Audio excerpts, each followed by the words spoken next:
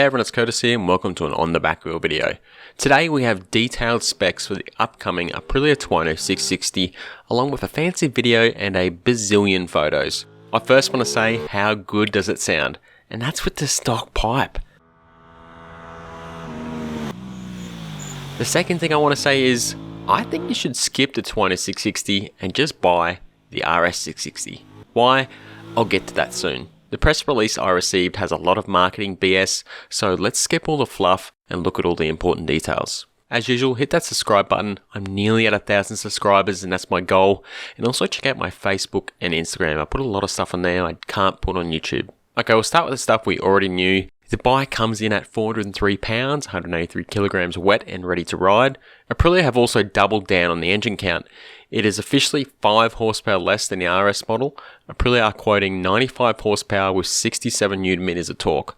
There is also going to be a 35 kilowatt A2 version. I still have no idea why the overall horsepower is less, and Aprilia haven't said why. The torque figure remains the same as the RS. Just give me all the power thanks. I'm guessing it's to differentiate between the two models though. From what I've been reading and what I can see, the Tuono's geometry is pretty much exactly the same as the RS660. I thought the steering angle was going to be different, but it's the same and so is the wheelbase. The one thing that might be different is Aprilia mentioned mounting steering plates with different offsets.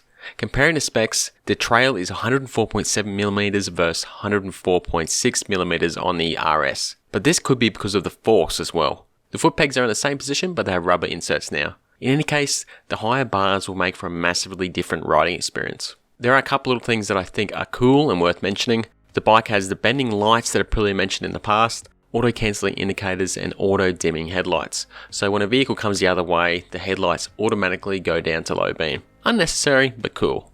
The bike comes with most of the electronics from the RS, but is missing some key components.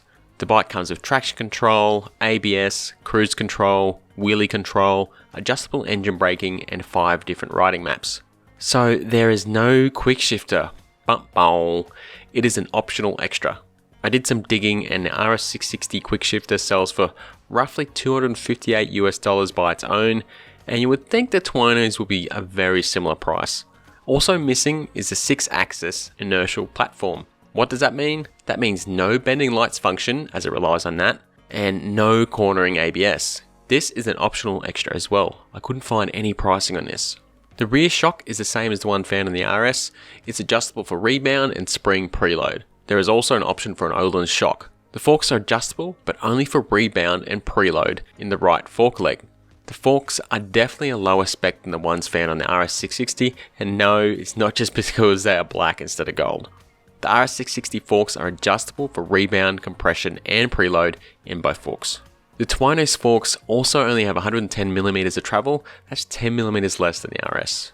And this is part of the reason why I don't think you should buy a Tuono 660. The Tuono 660 is $800 less than the RS. I'll use the US pricing, it's listed at $10,499 and the RS is $11,299. If I was to buy one, I definitely want the quick shifter, so that's at least $260 uninstalled.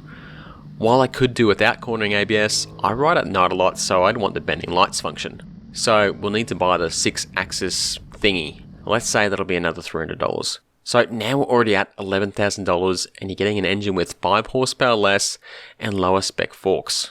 Now I completely understand if you need the high handlebars, like if you've got a bad back or an injury, but for me, the RS660 already has a nice riding position. It has pretty high bars for a sports bike. It's certainly not as extreme as say an R6, it's more like a Ninja 650. Some people don't care about a quick shifter, but when you're paying $10,500 for a street bike, I want a quick shifter and I want the other stuff to come with it too. Besides that, the bike is essentially the same as the RS. The fuel tank is 15 litres, it comes with great tyres and Pirelli Rosso Corsa 2s, has a nice looking dash and Brembo brakes. The bike has some great specs and no doubt it will be nice to ride. At the moment though, the pricing is too close to the RS660. Hell, who knows, we don't have any Australian pricing yet and maybe they'll price it way lower just to mess with us. Who knows? Ultimately, we need to ride it. You know, maybe those lower spec forks are great and you don't miss the quick shifter, but for me, I just spend the extra $800 and get all the better equipment. What do you all think? Would you buy the Tuono 660 over the RS660? Let me know in the comments below. The Tuono 660 is meant to be available next month. Alright, thanks for watching everyone. Hit that subscribe button if you haven't already. Keep it on the back wheel.